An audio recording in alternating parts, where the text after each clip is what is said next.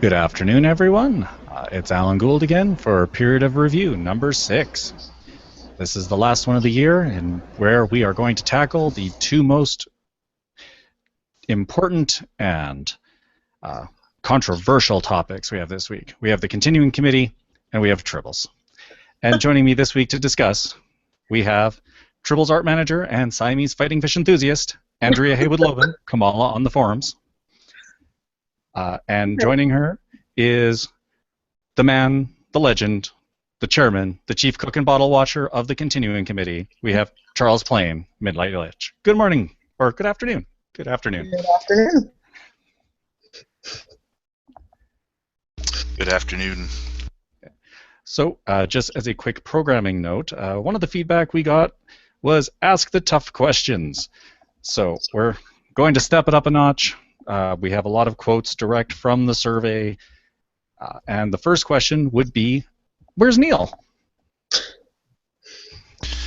Neil is unable to join us. I actually have an announcement to make that Neil has stepped down as the vice chairman of this organization. Neil Timmons has been a longtime member of the community and a very valuable volunteer. He has helped us with Gen Con planning, he's helped us with financial planning, and he's promoted the game, but he does not have the time to commit to the vice chairman position and has vacated that position effective immediately. Neil is going to still be involved. He's going to be playtesting for 2E and working on his local play group, and at some point in the future I hope he will return to be a volunteer with us. He has been an invaluable friend and colleague. But with Neil having stepped down, that means we have a vacancy for the vice chairmanship, and we'll be posting details on what we're looking for and how you can become the vice chairman very soon. We have redefined the position somewhat. The vice chairman will be directly responsible for collecting and implementing feedback from the community, taking regular surveys, holding kind of town hall meeting type things, and then working with the various departments to implement as much of that feedback as possible, or come back to the community with reasons why it cannot be implemented. And then, of course, take over as chairman should the chairman be unable to do so. But the majority of the responsibilities for the vice chairman moving forward will be the community liaison, basically. The person that is on the boards collecting feedback and implementing it. So we will be posting that position very soon and starting the search. So I want to just real clear thank Neil for everything that he has done and will continue to do. Okay, and I did kind of jump ahead, but Charlie, did you have an opening statement, or do you just jump into that one there? Well, I kind of just jumped into it. I do want to thank everybody who has filled out that massive, terrible survey that I put together. Everybody who's provided feedback. I want to thank Alan for hosting all of these, and Maggie. Alan and Maggie both did a fantastic job as moderators. I want to thank everybody who's been on a panel for taking their time to answer questions. I want to thank everybody in the community who has participated, either through being in the chat room or watching these videos later and leaving feedback and leaving comments. We are eternally grateful for the feedback because we thrive on it. We need it because our goal is to do what the community needs. And we don't know that if we don't interact with you. So thank you for keeping us honest, and thank you for giving us a chance to look back. I hope that every year we do these period of reviews, and this is really a closing statement, not an opening statement, but that's okay. I hope every year we do these reviews, we continue to improve on how we do them, and the feedback that we get, and the self-reflection that we do. So this has been not been the brightest year of the Continuing Committee's history, but we have survived through a lot of adversity, and I think that there are some very positive things that have happened this year that get mired in some, or get mired or buried in a few of the negative flashpoints. And we have some really amazing things coming for the rest of the year and for 2016. And I am very optimistic about what we're going to be able to do together, as long as we remember that we are a community and that, you know, Star Trek is all about infinite diversity and infinite combination. And we don't always have to agree, but we do need to recognize that our differences make us something strong and beautiful and not something that will tear us apart. All right. Well, let's go right to, the meaty bits of it. Let's talk Tribbles. First, we had a couple ratings from 1 to 5. First up was, how satisfied are you with the art in Tribbles Royale? And it got very good ratings, mostly 4s and 5s, nothing lower than a 3. Satisfaction with the names in Tribbles is about the same, skews a little bit lower. And then satisfied with the gameplay is pretty solidly a 4, bit of ratings across the board, but everybody's in 4. So. Okay. And then, how satisfied are you with the trouble mechanic in Tribbles Royale? And it is all over the place. And kind of as a follow-up to that, how often do you use the trouble pile? And it's pretty spaced out, anywhere between always and rarely. So do we still consider Tribbles to be a success? Charlie, do you want to answer that one? I do consider Tribbles to be a success. They were highly experimental. They evolved from some cards that Dan had made that had good intentions, but really the gameplay was kind of disliked, and we sort of combined that idea with the old plane chase format from Magic and made something experimental. And I would call it as a success in that we knew that it was going to be, I don't want to say divisive, but it was going to be polarizing. That there were going to be groups that really, really liked it and liked the randomness that they added, and there were going to be groups that really didn't like it and hated the extra bookkeeping and the extra work. And I think that it's a success because we went out of our way to create a situation where players could choose to use them or not. That they are not a required component of the game. Like for good or for ill, players have to deal with poison. It's part of the game. Or Fizbin. You do not have to deal with Troubles. And if you have a group of 5 and one guy really likes them and 4 guys don't, then 1 out of 5 tournaments you play with Troubles. Or if your group loves them, play them every time. If your group doesn't like them, you never have to use them. You never have to touch them. And the fact that we built that into the release and the program, I think that we were trying to go out of our way to cater to the most number of different types of players, and I would call it a success. I think we made some mistakes and we learned some, but I don't regret doing it, and I think that as long as we're careful with continued development, it's something cool that we've added to the game at a relatively low cost. Related to that there was some comments about whether Tribbles has become too complicated. And the quote here that I have for it is, the fact that there are competitive Tribble decks, a Tribble meta, and people taking Tribble championships too seriously means that the game has lost its meaning. Or, it adds complication to a game that shouldn't be complicated. Are we reaching, Tribble saturation? I mean, I certainly don't think so. I think that you can have groups that are competitive and you can have situations that are competitive, but then you can still have that fun play. I mean, in our Wednesday night online Tribbles, especially now with doing League, the first game that's League tends to be a little bit more competitive. People play a little bit more competitive decks, and then we play a second game that's basically just totally whatever you want to do. People play stupid decks that just screw around with things or don't have have 2 numbers in them or whatever. So, yeah. I mean, what do you think, Charlie?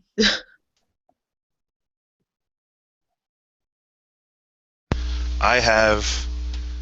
I do think there's some merit to those criticisms. I do think that, not by design, but simply by inertia, that the game is more complicated than it was 4 years ago. I think that's something that the people who are making Tribbles have to be aware of, and keep in mind. Certainly Tribbles Royale was at the high end of the bar for complexity, and I would not want to see a set that complex again. But I think that there is there is a market out there for maybe a Tribbles. I don't want to say Tribbles 2e. I wouldn't do anything like that, but maybe just a simplified format. Maybe here's a list of powers that if you don't use, the game simplifies considerably, and if your group is just wants to play to blow off steam at the end of a day, or just hang out and play like a party game, then use this list. It's just a spitballing idea. There's no plans in the works for that. I do think it's a legitimate criticism that the OP and the Tribbles team probably want to look at for the future. I mean, I think the nice thing is that Tribbles has that flexibility that you can simplify it. I mean, when we taught my kids, we just started with literally the box set, no 100,000s even, just the main box set. And so that gave some flexibility to learn some of the powers and not have it be overly complicated. So there's definitely some on both sides. Related to that is the word that, it's an F word, it's Fizbin. There's a lot of complaints that it is the cause of degenerate decks and score inflation. Let's see, the comment was, Fizbin has revealed major flaws in the Tribbles game. Big decks with lots of big powers can deck smaller decks and force massive wins. Drawing intentionally when you can play is going to be, or already is, a massive problem. So this is still early days with the new setup, but is there something in the works to deal with the bin of Fizz? If Tribbles is a failed experiment, then I would call Fizbin. If Tribbles is a successful experiment, I would call Fizbin a failed experiment. The goal behind the power was absolutely correct, in that Fizbin is only good. Fizbin is only a positive power if your deck is able to go out. If your deck can't go out, it is actually a liability, because you can be poisoned or utilized. And so forth. And I think, unfortunately, it's a little too good at what it does, and the score inflation is a problem, and the whole, I went out in round 3 with 11 Fizbins, so nobody could ever possibly catch me. Why should I keep playing? Angle was a failure. We have a dedicated Tribbles playtest team set up now. We have given them an errata for Fizbin to test. Once we get some data back from that, I'm hopeful we'll be able to make a change. We talked about making a much faster change, like banning it or limiting it, but we decided to try to actually give it a proper fix. So it's definitely has a place in the game, but I do believe that it was a miss, and we should take steps to fix it. All right. I know Andrea will be sad, though. She really likes playing Fizbin. Well, I like Fizbin, but I do want it to be balanced. I mean, I've made several suggestions on the threads about it. There's definitely some room there to make it better, to ring it in a little bit or whatever. There's somebody in the chat room just asked, maybe Tribbles needs rotation. I think maybe that'd be hard, but I think it's not an option. It's not a bad option if you did something similar. It's a lot of reprinting and all of that. That's certainly a possibility. Then you run the risk of solving an overcomplicated problem with an overcomplicated solution. I think the solution might just be simplifying what we add and having some weapons against the more complex cards to sort of discourage their use. Or, have certain play scenarios that, you can't play with X cards in this play scenario. or only playing certain cards or whatever. You know, make certain rules that work for certain scenarios that change it up and make it different. All right. The next question I have, I got via PM, and it sums up as, "Can you explain Cloning Lab?" And Love this what they power. meant was they had asked, and it's the poster thinks they know what it is, but they're not sure, and there's disagreement in their playgroup, and they're just hoping that somebody can walk them through what exactly is going on with Cloning Lab.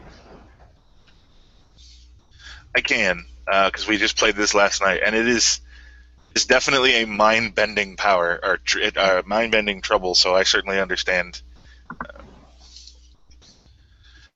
So Cloning Lab is a trouble that says, while it's in play, you reverse the chain.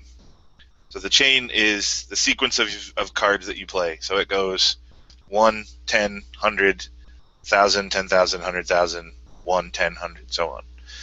If Cloning Lab is up, you go in order, in reverse order, but the chain always starts with 1.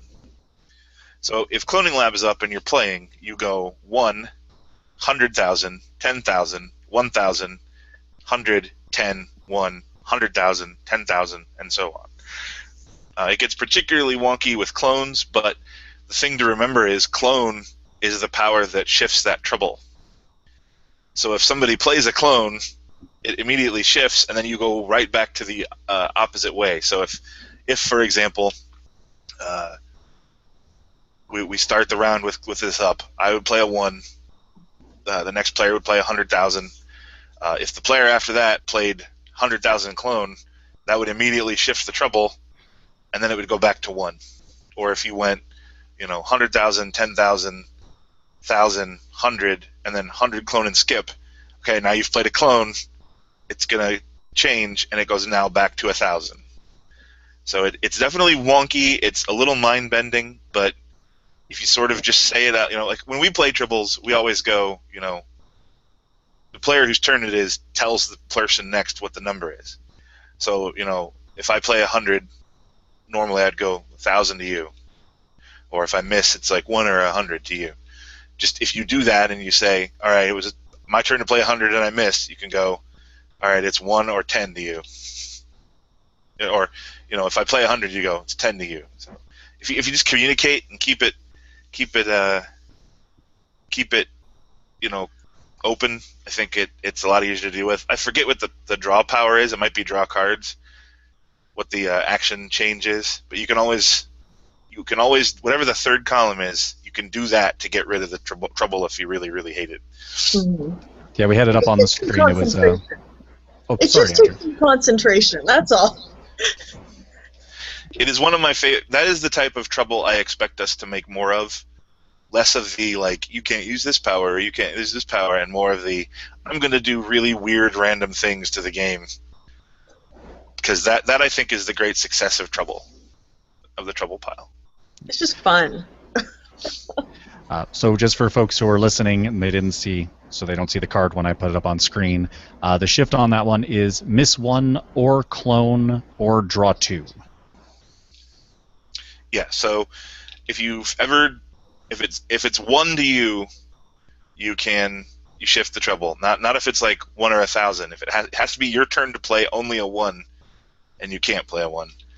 Anybody plays a clone and it shifts, or if you choose to, on anybody's turn, at the start of the turn, they can draw 2 cards and get rid of the power. So if somebody reverses it right before you were going to go off on a cool rescue chain, you could draw 2 cards and then go on your cool rescue chain because it swaps the numbers. So.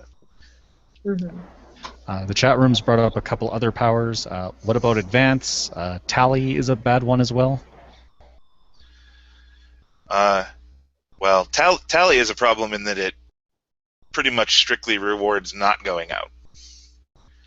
A tally player is going to make a deck so they never go out, or rarely go out, and all their points come from not going out. That's a big problem. I don't understand why advance is a problem. Maybe if there's an interaction out there we don't know about where advance is crazy, then let us know. I'd argue clone is more confusing than advance, but everybody's different. So. All right.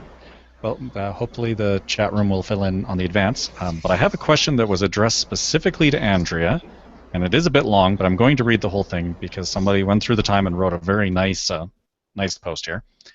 So it's, on the survey, I did criticize Tribbles for being unethical in the images. Allow me to expound on that for a moment. The best and worst attributes of the game are most evident on Ante. From an image standpoint, it is excellent. The Tribbles fit into the aesthetics and help the overall picture. They are clear, and it has enough blending that it is difficult to tell that we are looking at a modified image. From a basic anatomy standpoint, it's a failure. Neelix's head is in a constant state of motion, and Tribbles do not have appendages as far as we know. At best, we've seen them rock back and forth in terms of movement, and never has one walked, yet alone maintained a yoga pose on a moving subject. The poor Tribble hanging off the back seems to be there by magic. For that matter, there's also a lack of an anatomical understanding of Neelix. We know that Tribbles have weight, as the sheer volume is enough to knock down Kirk, and Uhura has to use both hands to hold a larger one. How does Neelix have 4 on his head and not get a neck ache? The Doctor has not mentioned anything supernatural about Talaxian appendages, and both games have fairly below average attributes for his strength. What strides will be made to ensure that these problems do not arise in the future? Okay, well, thank you for the comment about the good parts of the card as well, because I take a lot of time making sure that Tribbles look like they belong in the image. And I think sort of the best way to explain how Neelix ended up with Tribbles on his head is to just sort of explain what I have to look for in an image. Specifically, this card was actually part of the application process for the Tribbles brand manager. I was asked to, let's see, the description was Voyager Season 6 Collective, Neelix and the staff playing poker on the Delta Flyer with some Tribbles in between them. So I pulled up the episode and looked at the scene, which is a very short scene. Of the images in that scene, Neelix is in about half of them, and of that half, another half of them are strictly him from the chest up with absolutely no context that they are playing poker. The few images that were there that show him interacting and playing poker has the poker chips very low down in the image. I have very, they have to fit on the card. And then you have to have a box of text that says what the card does, and that's always on the bottom of the card. So wherever I place the Tribbles has to work within the image that the Tribbles show up.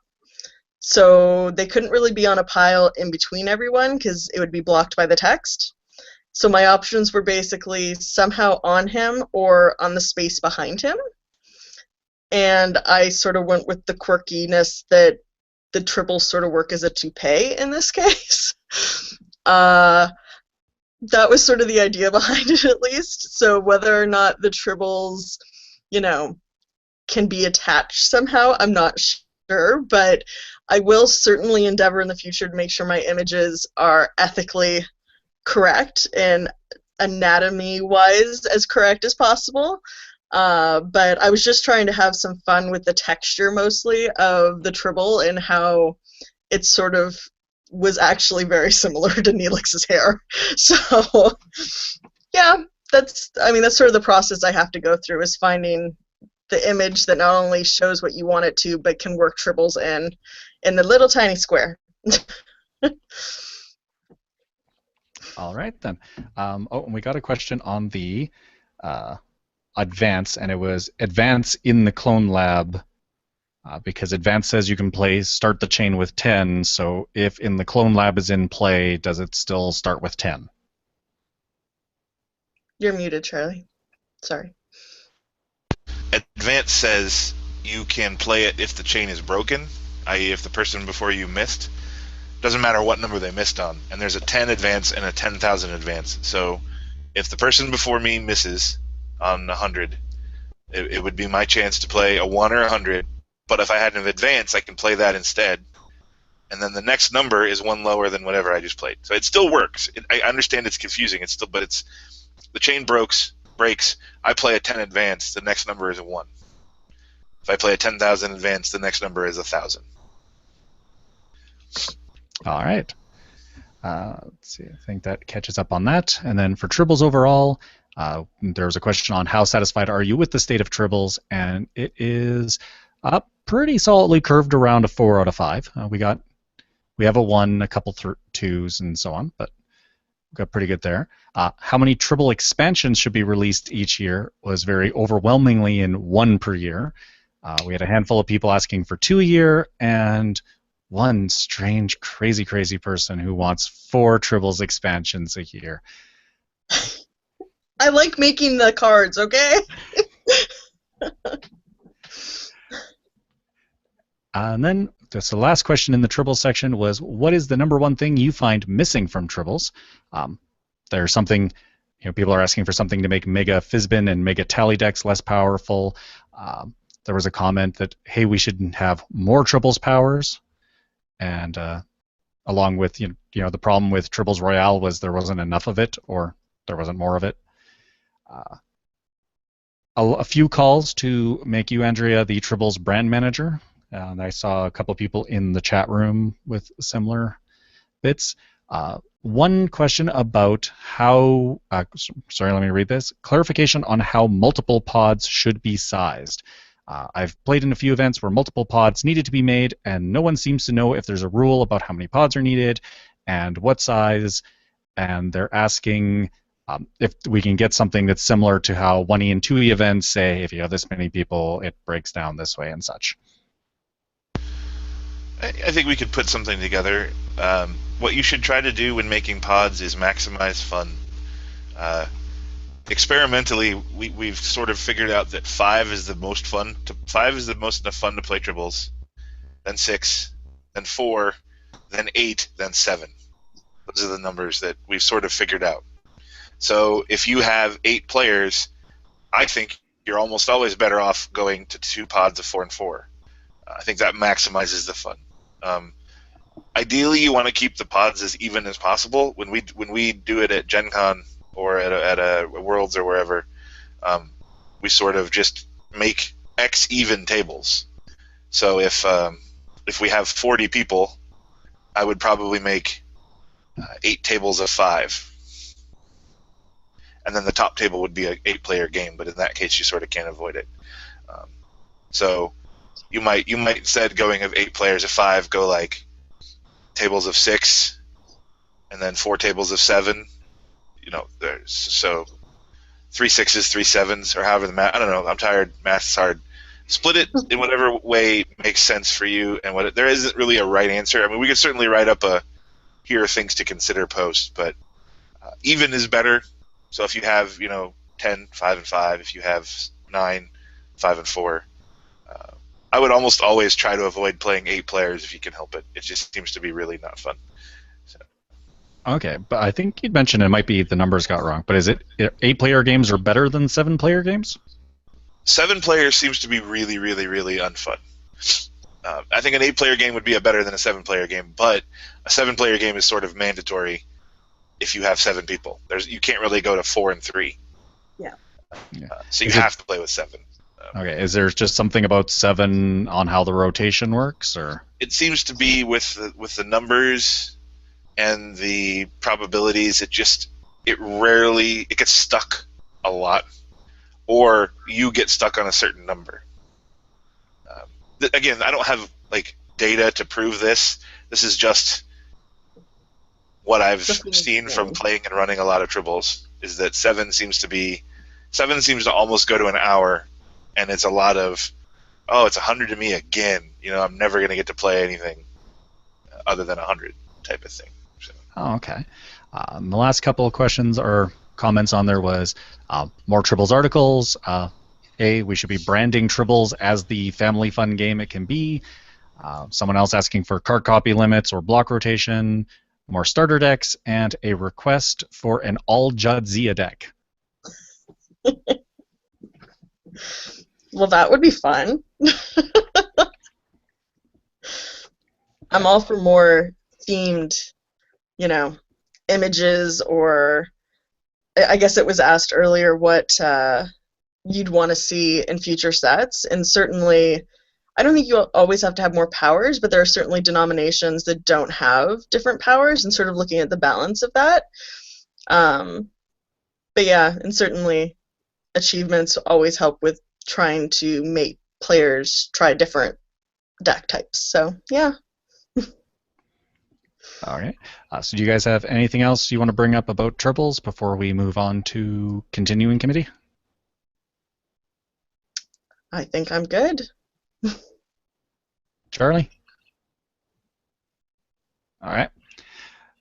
So moving on to continuing committee as a whole. First question is for Charlie, because a lot of people have pointed out that you are involved in a lot of areas of the game. You work on 1E sets, you work on 2E sets, you work on Tribbles, you help organize Gen Con. People are asking, where do you find all the free time? TARDIS Time Turner, oddly portal-shaped sculpture in the garden, you know. Well, the chairman isn't a good Time Lord name. So.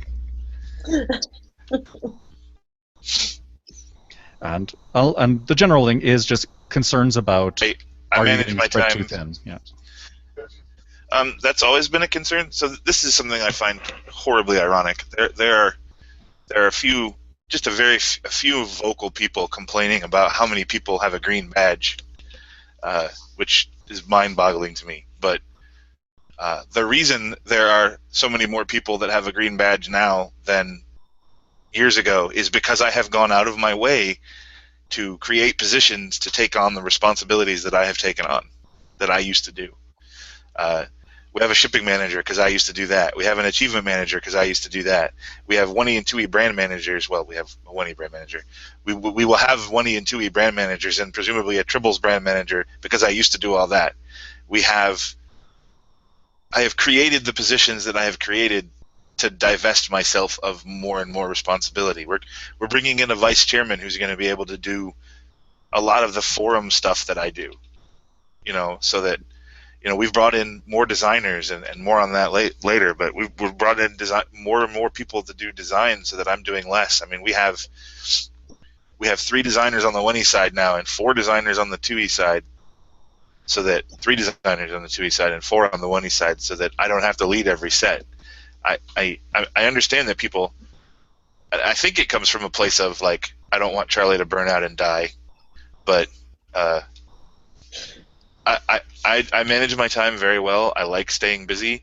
I perform better when I'm busy, but I have gone out of my way to remove responsibilities, and I will continue to go out of my way to remove responsibilities so that I can serve this organization faithfully and be dedicated to it. So, all right. I really, really, really wish I had a TARDIS, though. That would be really cool. Okay. And somebody, you kind of mentioned here, but I'll just back up because somebody had asked about are we going to get a Tribbles brand manager? I believe that we're at the point where that would be a useful position to have. I don't think the Tribbles department is ever going to be as big as the 1E and 2E departments. There's really not need for Tribbles brand manager and Tribbles creative manager and Tribbles rules master, all that. I think the Tribbles brand manager can sort of run the whole team that does everything. But we've got a dedicated playtest team now. They do nothing but test Tribbles. We've got Andrea doing art, Andrea and Johnny doing art. We've got our little group of designers, and I think a Tribbles brand manager to sort of take care of all of that would be a fantastic idea. And I think Andrea would be. Somebody suggested make Andrea the brand manager. I think she'd be an excellent choice, and if she wants to apply for it when we put up the position, I think she'd be a great fit. Okay. Someone's also saying Andrea for president, which. Well, she is that wasn't American. My husband, was it? So on new positions, so we're replacing 2E brand. Is there more positions we're picking up? Like, I guess the way to hit this would be, in your ideal world, what is the chairman's job? In my ideal world, the chairman's job is serving the community, protecting the organization, and serving the community. What I mean by protecting the organization is I'm currently mired in the process of creating an entity known as the continuing committee, like a corporation, and then going through the process of going to the nonprofit. And there has to be somebody who is can be served, so somebody who has a name and address of record. I think that's the chairman's job. I think so. Just from a bookkeeping end, just do that. I think the chairman's job is to coordinate departments and department conflicts. Like we were talking earlier about a theoretical conflict between the 1E brand manager and the director of organized play over putting a card back into the meta. Like the errata team comes up with an errata to a card, and the 1E guys want to put it out, and the OP team doesn't. If they really can't resolve that conflict, I would say that would be a good opportunity to bring it to the chairman and say, here's the arguments, make a decision. I see the chairman as being the vision setter, like the person who's basically the captain of a ship. He's ultimately making the decisions and sort of steering the ship in the right direction, but has a whole staff below him, beneath him, with him, that implements all the work. And liaison, like creating a position of vice chairman to directly interact with the community does not take that away from the chairman being a responsibility. I like the role I have of hosting the observation lounge, and I'd love to bring my podcast back where I interview people, and all that kind of sort of like community engagement stuff I think should be shared between the chairman and the vice chairman. Just sort of like different, the vice chairman doing it to get feedback, and the chairman doing it to stay in touch, to just know what people want, giving people a voice. I don't think that there's anything inherently wrong with, like, I really like doing design, and I would like to still do it every now and then, but I think that the criticism of Charlie's leading every set was valid, and that's why we've kind of gone out of our way to train people up so I don't have to do that anymore.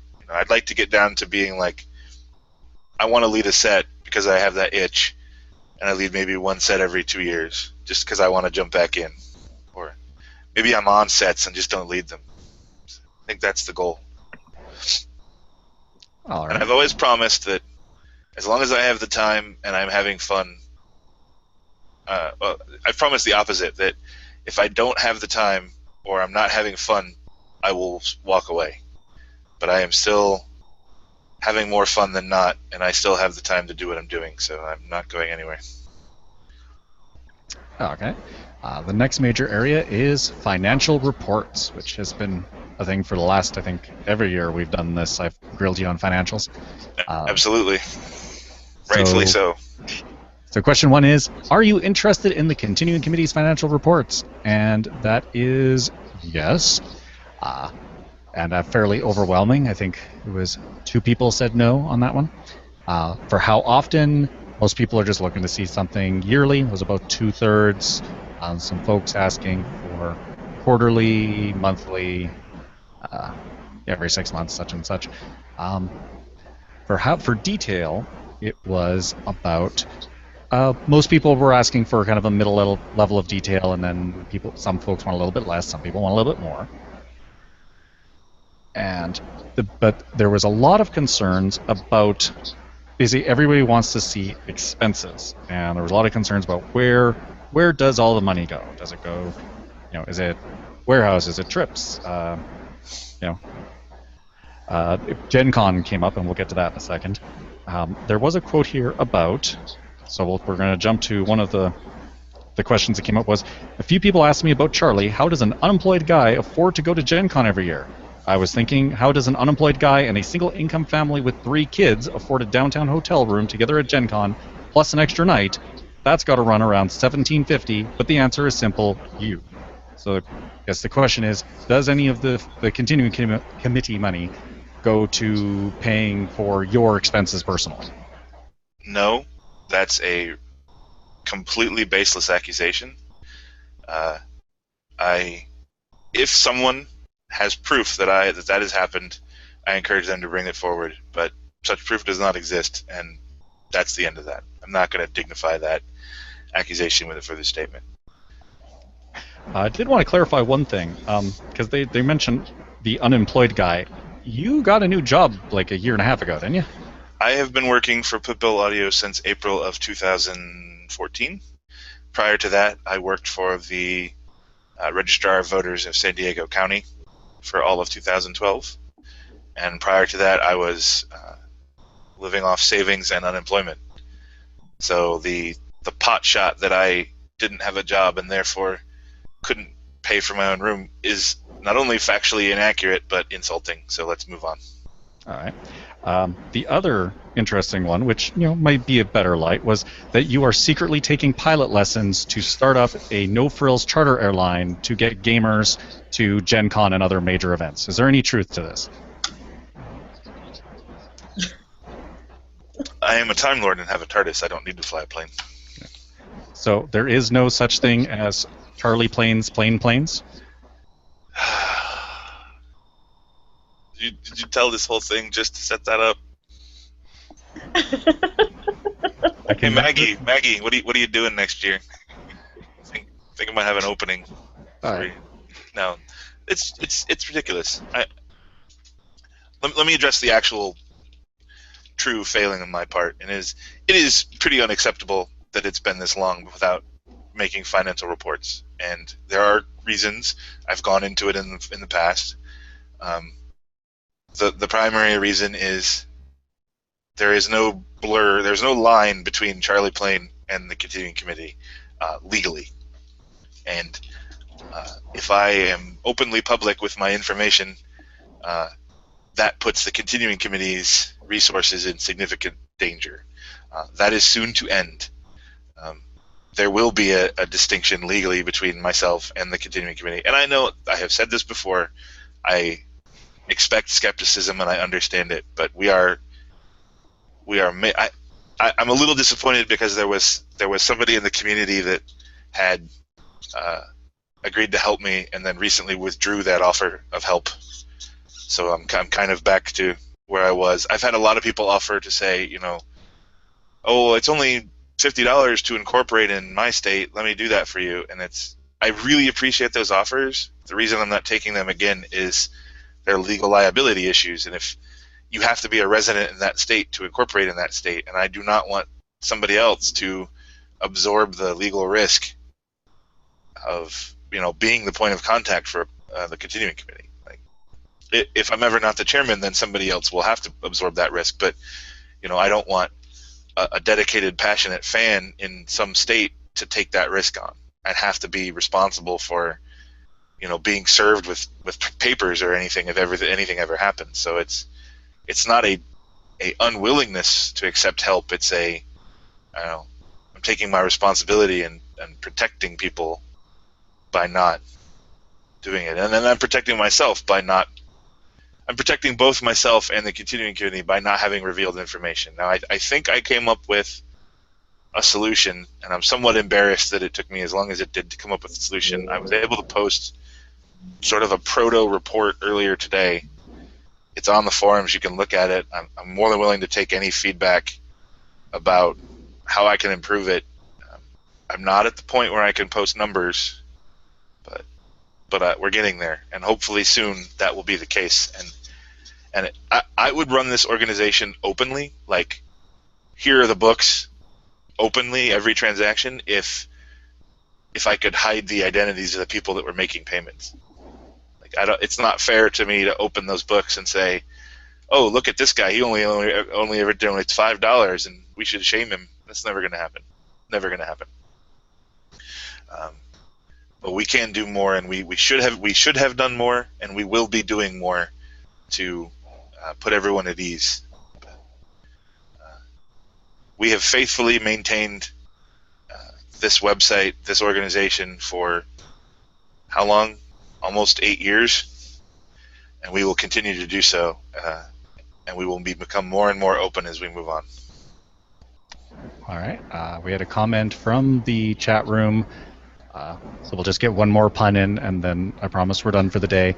It's Charlie Planeswalker. Nice.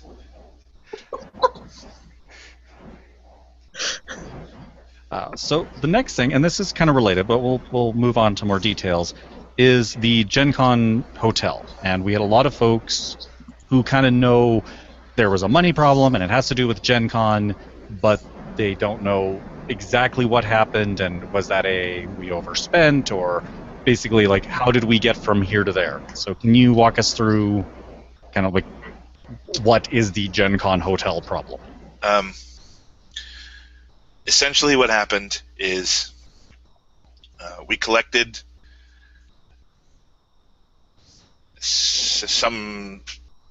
a lot of money. I want to say it was like $16,000 for the rooms. 1,000. Yeah. We collected it. We sat on it. We had that money plus more going into the room. We had everything was set up, and when we got there, they had messed up the booking in a way that they weren't going to put all the money. So the way it works is everybody pays us for the rooms, and then we go to the hotel and we hand them our card and say, pay for all these rooms. We have a $10,000 limit on the card, and so they were going to have to split it up and charge twice. Something went wrong in that process, and it didn't get split right, and then we had to move one room onto. It was actually Chris and Andrea's room. We had to move it off the CC card onto Chris's card, and somewhere in that process, the hotel messed up how it went, and all of the money plus was taken out of our account. But then when we went to check out, they handed us a bill that said we still owed them $2,500. And I'm like, that's not possible. I came here with, almost 18,000 and you took it. How can we still owe you money? Did you charge us extra rooms? And then this went, basically they were really nice there. They're like, oh, you guys have been coming here for 5 years. You never caused us a problem. It's probably just, holds on your account that'll clear, and then everything will be sorted out. Well, we left and we went home, and then we got an email, and they're like, you still owe us $2,300 or whatever it is, and we're like, no, we don't. Here's our PayPal account where you have all these charges that add up to like 18 grand, which is more than we should have paid. So what's up with that? And then they would basically, the long and short of it is the conflict is between PayPal and the hotel, and that is ongoing. The hotel, the reason that we had somebody in the community volunteered to cover the difference, because the hotel was threatening to charge the individual cards that had been added, because CC doesn't cover incidentals or parking or anything like that. So when people check in, they have to still put a card on file, and the hotel was going to charge all those cards the missing money. And rather than have that happen, somebody very kindly stepped in and agreed to pay it. Now, when this conflict is over, I am confident that we will get the money returned that we are owed, and then I will be able to pay that person back with interest. But the long and short of this is, it's an ongoing matter. I can't comment. I probably have already commented more than I should have. I can't say anything more, but there is no legal liability or missing money. Well, that's not. There is some missing money, but it's not like, the hotel is squared. We're okay. We're in operating position. Once this conflict is sorted out, everything should be back to where it was. We are going to make some changes to how we do the hotel block to make sure this doesn't happen again. And to be clear, we've stayed with this hotel 5 years, and every year there's been some sort of billing hiccup. Never been a catastrophic one, but it's usually like incidentals got put on the CC card, or before they raised our limit was only like $2,500, and they forgot to split the payments up, so we had to move it to somebody else's card and then transfer the money to them. And there's always been some sort of thing. So I'm not sure if we'll be going back to the JW again. We've by and large have had very positive experiences with them, so I'm not ruling it out. But it was an unfortunate situation. It is resolved mostly. It's resolved as far as I can talk about it. It is resolved in terms of the continuing committee is not currently liable for anything. It is just mostly bankers arguing with each other at this point and big companies posturing at each other. So that's where we are. All right then. So then moving on to communication, we got a question about the poll was, how satisfied are you with the continuing committee's responsiveness to questions? And the results were pretty much a bell curve, kind of centered around 3. And the follow-up on what is the way we can improve responsiveness, we had a lot of things, people talking about secrecy, people don't return emails, we don't answer things. Someone was recommending to implement a 3-day turnaround time on questions asked of the committee by the general public. Even an answer of, we're working on that and we'll get back to you would be acceptable, but then after that, daily updates should be given until the problem is resolved. I 100% agree that our biggest failure, the organization's biggest failure, is responsiveness. And I like the idea of a 3-day response window. I know this was talked a bit about yesterday, but not everybody visits the forums as much as everybody else, and not everybody, processes long forum threads as well. And especially lately, when there's been so much rhetoric on the forums, it's not necessarily the best way to get an answer to your question. So what I strongly recommend is, if a certain number of days go by and you're not getting an answer, you try a different channel. You send a PM, or it might be of value for us to set up specific email addresses for people, so that if you have a rules question, you can email 1E-Rules and get an answer more quickly than maybe wading through all these forum threads. But I like the idea of a 3-day response period. I think I will look to implement that for all of our members moving forward, and myself included.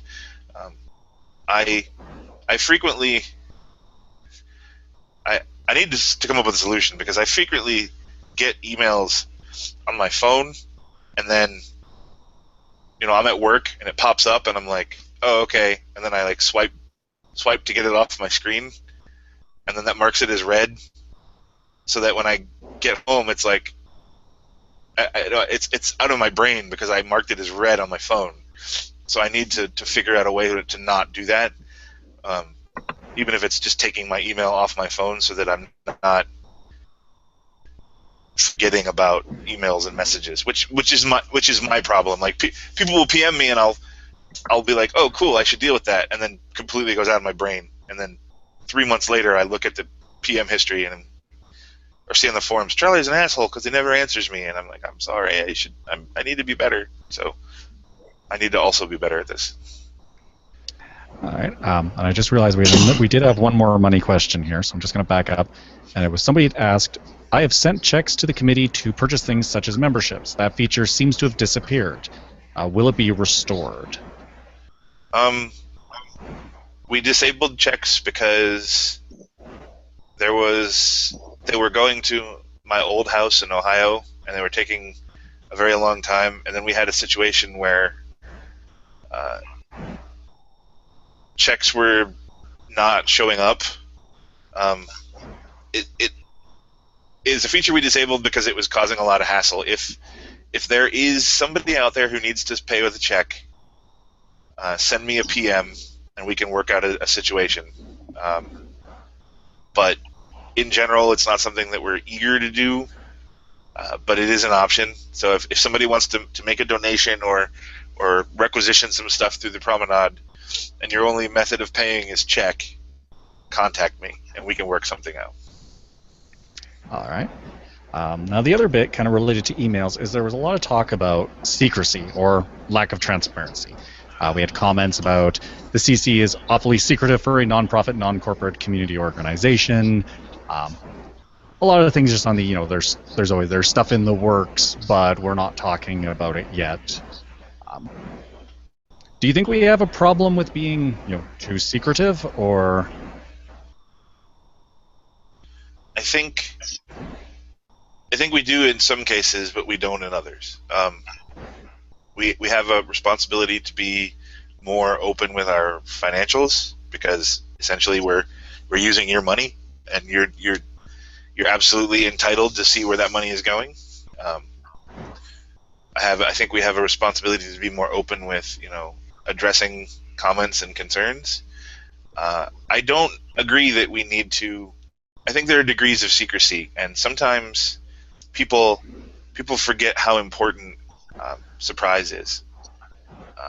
And this is a bigger issue with design, but I legitimately believe, and there's a lot of research out there that's been done, that the more information you give about something that you're trying to sell.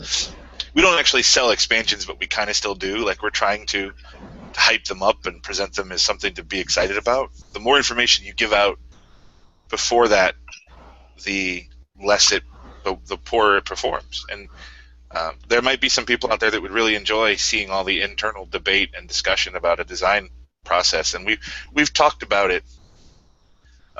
We've talked about, like, recording all of our design meetings for a project, and then when it comes out a year later, putting those videos up on YouTube so that you can see what happened as it went on. We've never pulled the trigger on it, but we've talked about it. But I don't think the majority of people would want to see how the sausage is made for that. I've gone out of my way to try to make more openness. Like, the Observation Lounge came up about strictly from a desire to be more open and have more dialogue with people. I've started doing some, like, Tuesday night, I'm in the chat room working on Star Trek. I'm going to open up Hangouts and have people join me, and I'll bounce ideas off people. But, there's also the too many cooks problem, where when we're trying to make a decision, if it's much easier to make a decision when you have 5 people talking about it than when you have 100 people talking about it. And I think having a vice chairman whose sole responsibility is gathering feedback will help. I think getting financial reports out there will help. I think implementing a 3-day response time will help. I would love to hear more specific feedback on what people want to see that they're not seeing. Okay. Someone just actually put a line in on there. It's not about design, but it's about how other things get, I guess it'd be, come to be. The examples they gave was the moderation rules, the code of conduct, and the terms of service.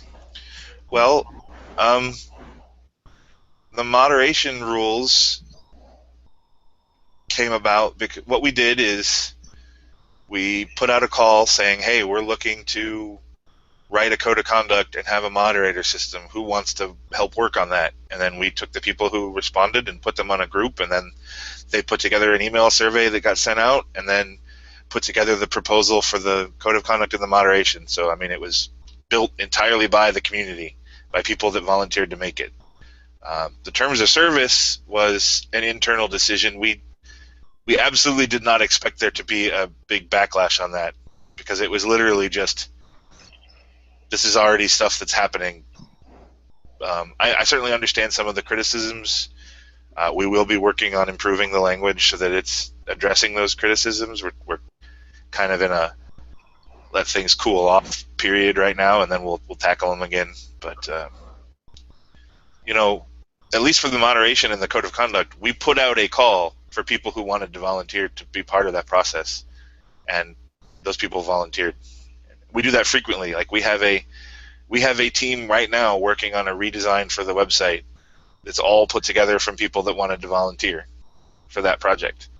We have a team right now that's working on YouTube videos teaching you how to play, all put together by volunteers from the community. So, I mean, we we regularly post for people to join projects to work on things. So perhaps we could make those open, but again, you have to walk the line of getting community feedback versus having so many people involved that you're paralyzed. I'm absolutely open to finding more ways to get people more involved, but there's always going to be need for decisions to be made internally, especially when we want to surprise you guys. Like we have an announcement going up tonight at midnight about a really cool thing that we've been working on that we want to surprise you with, and I think that's legitimate. Sometimes we should be discussing things internally, but if there are ways that we can be more open, I'd love to hear about them and do what we can to do them.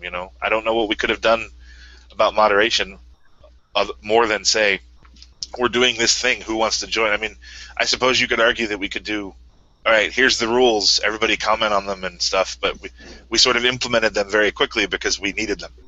There was an urgent need. And it's been tumultuous, and I agree that it has not been ideally implemented. But I'm at the point where I think the moderator team is stable, and they have some good ideas for changes. And if people could stop yelling at each other long enough to actually discuss the changes, I think things would improve quite a bit. Okay, we'll get back to moderation in a second here, but I got something just sent to me now for another transparency, and it was Booze Barons. And the comment I got here is, I'm glad Jeremy was able to purchase an ad on the front page. However, the word ad does not appear anywhere on the front page when the article went live. The article itself mentions it's an ad, but at that point, it's too late.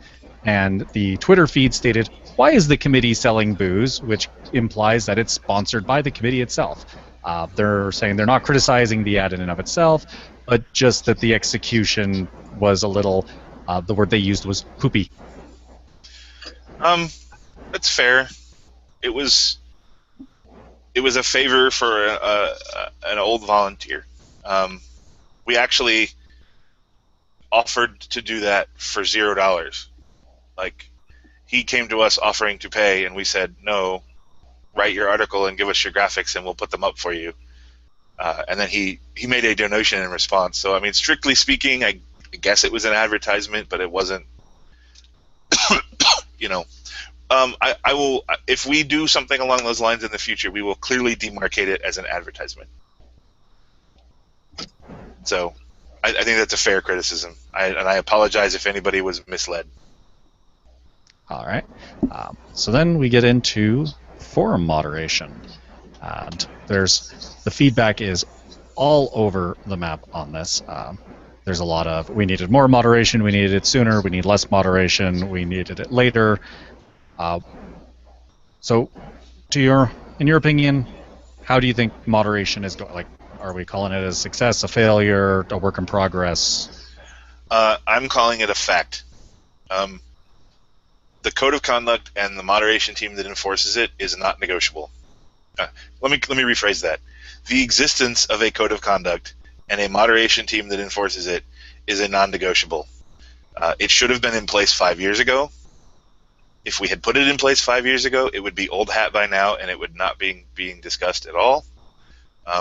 That being said, I'm 100% open to changing literally almost everything about it, except the fact that it exists. This is not something that the continuing committee has authority to meddle with. We can certainly express opinions. The only thing that I could do is disband it. The only authority I have is to say, all right, the code of conduct is canceled, the moderation team is disbanded.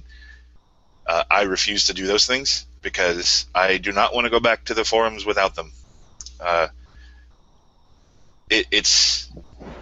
People need to understand. There are some very vocal anti-code of conduct moderation people out there, and I understand that. There's a lot of reasons behind it. I think there are some valid reasons and some. I don't want to say every reason is valid, but I think there are some stronger reasons and there are some fear reasons. The code of conduct was not designed to be a witch hunt or to be something that was intolerable. We are not oppressing anyone. I'm very disappointed that we can't agree that we should be nice to each other. And that's what offends me the most about the situation. Is I'm fine for changing the language or changing terminology or changing the procedure, but I am not fine with the idea that you're just entitled to be jerks to other people and we shouldn't be able to stop you. No, you're not. Be a responsible human being. If somebody tells you they don't like something, stop doing it. And if you want to be mean to each other, do it in a private message. The continuing committee does not guarantee you the right to belittle other people, and never has. That's all we're talking about here. There's no oppression. There's no undesirables list. There's no favoritism. There's no elitism. There is simply a system in place to make sure that everybody feels welcome and feels part of a community, because we failed at doing that ourselves. And honestly, that's disappointing. It's disappointing on a lot of levels. And it's utterly ridiculous to me how much fighting there has been on both sides of it. The anti code of conduct and the pro code of conduct people have both made mistakes and have both let themselves succumb to arguments that shouldn't have been had. We got to move past it. We have to make the system work for us as a community. There's never going to be universal agreement, because there are always going to be people that want nothing, and I'm telling you that's not happening. That is not happening on this website. There will be a code of conduct, and there will be moderators that enforce it. And if you refuse to accept that, I'm sorry. I will mourn your loss as a member of this community. If you want to be a part of things, if you want to make it better, make it better. Stop attacking the people that disagree with you. Stop accusing people of nefarious intent, and make legitimate suggestions. Make practical suggestions. Discuss the suggestions of others. Don't attack them for having beliefs, or nitpick the words that they use, or make people feel bad for using the system that we've put in place.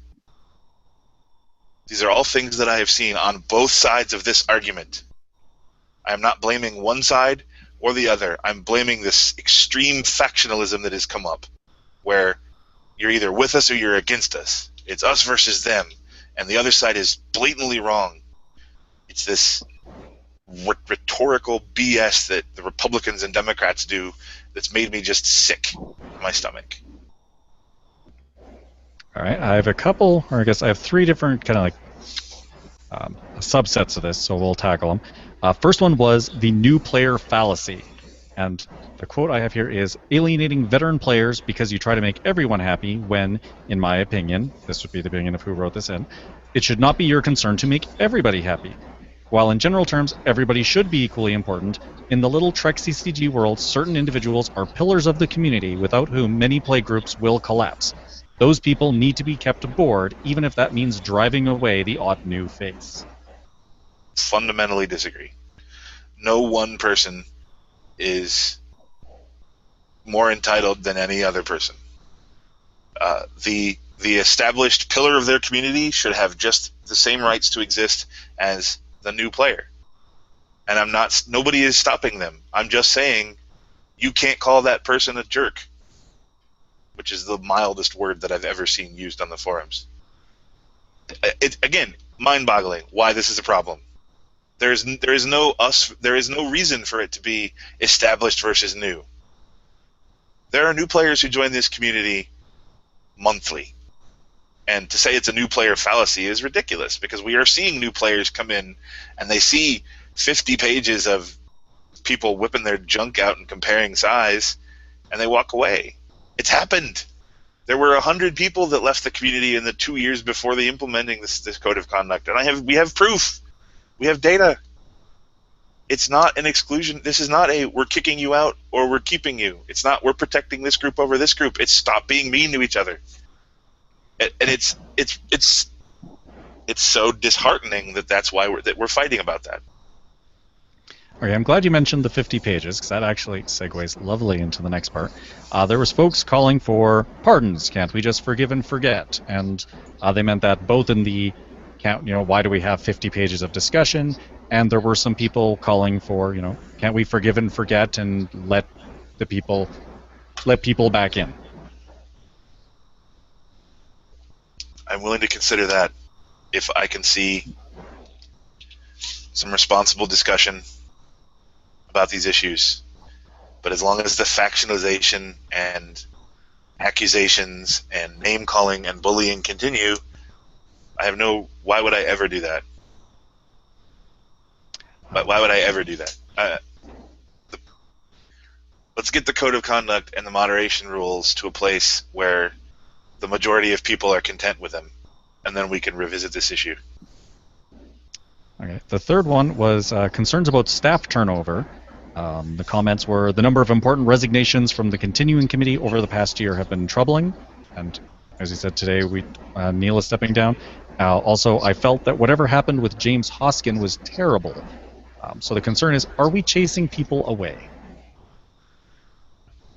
I don't think so. I mean, it's pretty rare for somebody to remain in the same position for 4, 5, 6, 7 years in an organization where you get no pay. I mean, the people who are volunteering are doing it out of love for the game and passion for the community. And if somebody doesn't have the time or energy or passion or commitment to do that job anymore, I want them to step down, because I want them to still be part of the community and enjoy it. And I would rather be able to have somebody in that position that does have the time and energy and passion to do it. I'm not going to comment on specific resignations, but I mourn the loss of every volunteer who's stepped down willingly or unwillingly. I'm not terribly concerned about the turnover, because it's not like... I would be worried about the turnover if we had 4 directors of organized play in the past year. We haven't. We've had 4 ever. That's not unreal. And one of them was the director of organized play for 5 years. I don't think that's unreasonable. I think we need to worry when we can't find people to take the positions that are available. Okay, and we're starting to hit the end of the time. I know, Charlie, you've got another booking here. The last thing I have here, unless somebody in the chat room pops up, they pointed at this at you, Charlie, but they were asking about making online play more relevant to the competition structure. Given the decline in local play groups, online play will likely be a key ingredient in the glue that keeps the community together. And then we had some other variations on more online play, how come we don't support online play more, etc. I think we support online play. I resent the implication that this is my doing that we're not supporting online play. This was a topic that came up at the Department of Organized Play review. It was a topic that we put on the survey specifically to get more information. I'd have to check the survey, but I think the people in favor of an online regional were about the same as the people that were against it. And the Department of Organized Play staff have told me that there are very real concerns about, cheating in Lackey. And that's the main reason why we don't have any high-level tournaments. Now, maybe we need to have a more focused discussion on this. Maybe the community as a whole is okay with that, and that we could do something. Maybe there's another technology out there that we can use to mitigate those factors. But to say that we're not supporting online play, it's fairly ridiculous, because we have how many online tournaments a month? And we have the whole Return to Farpoint and Return to Talos 4 series that has a whole set of achievements behind them. Tournament kits are available to online TDs. Maybe we can do something there. Maybe we can make it so there's a way for a tournament director to buy a kit, and then we, rather than send the kit to them, we split the kit up for them. Maybe there's a way to do something along those lines. But saying we don't support online play when we have demonstrated that there are real concerns and not a community mandate seems disingenuous to me. All right, I've got a couple small questions here from the chat room. One that's probably more appropriately pointed at Smiley, who happens to be in the chat room right now. So I'll just ask if either of you have a comment on this. They're asking for more self-control dilemmas on the 1E side. They were pointing out it was a big push a couple years ago, and then there hasn't been anything since. And when are we going to get more self-dilemmas? Well, we put a big focus on... I think we talked about this a little bit, but when we did DS9 block, it was like all DS9 all the time, and there weren't a lot of good examples of a self-controlling story from DS9, so we never really made one. And then crossover block is, you know, I don't believe that there is a conscious decision not to make them. I just believe we, between our dedication to being like pure over the last year, and granted the not huge amount of source material, I just think the opportunity to make one hasn't come up yet. I love them. I think they'll be back. And a couple questions about raffle tickets. One here that was pointing out that, I guess you can confirm this for me, Tribbles tournaments don't get raffle tickets? Well, that's an interesting, that is true. That was a decision that was made in the past to avoid potential abuse. However, we may need to reevaluate that. I think that's a legitimate criticism. I've also, not to out the person who said that, because I'm pretty sure I know who said that, but he's also said there should be nationals and continentals badges for Tribbles on the forums, because there aren't, and I agree with that. So let me commit to you now that I would like to see Tribbles badges for the forums, and I would like to reevaluate our Tribbles raffle policy.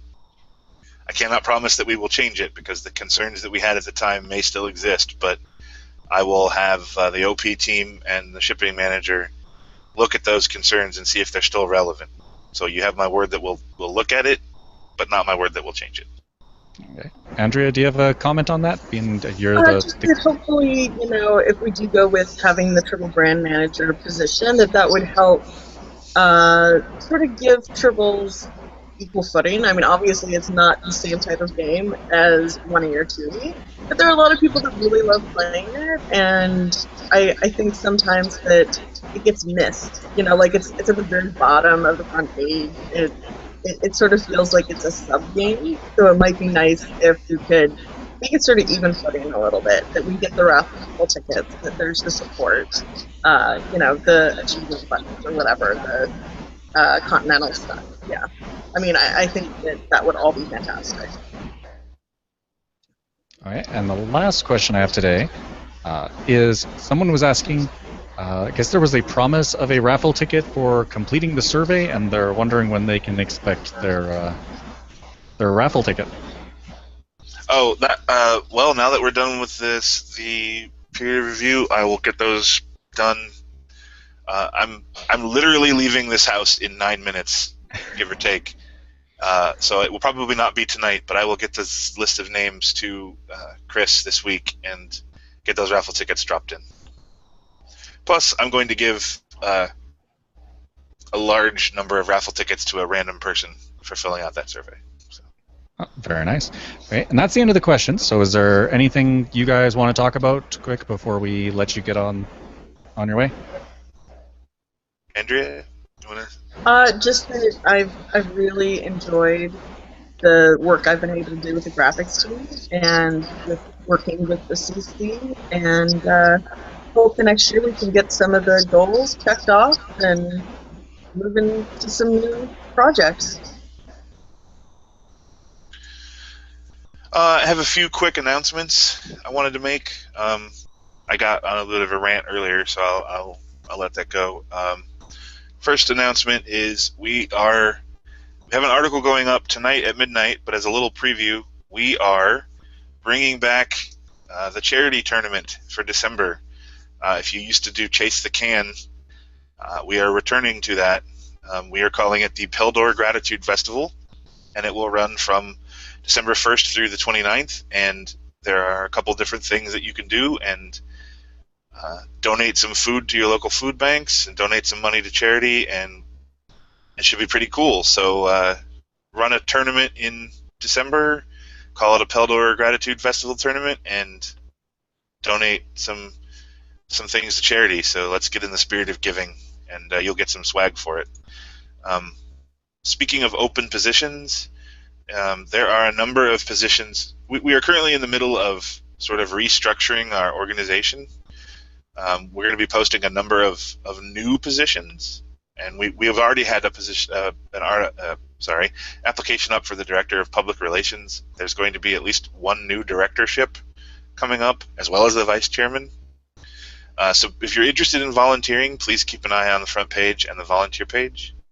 And one criticism that we've had over the past few years is that it's impossible to get into design. And we've heard you, and we're changing that. So sometime over the next 2 weeks, we are going to be rolling out we internally called it Make It So the Home Game. What it is it's basically a application to join the design team for either first edition or second edition. And in addition to the applications, we will be having a Q&A hangout session with members of the first edition design team and members of the second edition design team to answer your questions and sort of walk you through the application and maybe what we're expecting and what we're not expecting. And from those applicants, we will pull people to be design interns, and then those that impress us will join the design team full. So those of you who are complaining that we've never had opportunities to join the design team will now have an opportunity to join the design team. And my final announcement that I wanted to make is on Sunday, December 13th at 10 a.m. Pacific time. I'm going to be doing something that I've wanted to do for the past several years, and I'm going to be doing a State of the Game address. And this will be a live Google Hangout that will be streamed and later put on YouTube, where I'm going to sort of outline plans for 2016 and things that I want our departments to focus on. And then I will host a Q&A afterwards for anybody who wants to join me. And again, this will all of these things that I'm telling you will be announced very soon on the website. But I guess Andrea had a blue screen, so she dropped off the call. Yeah.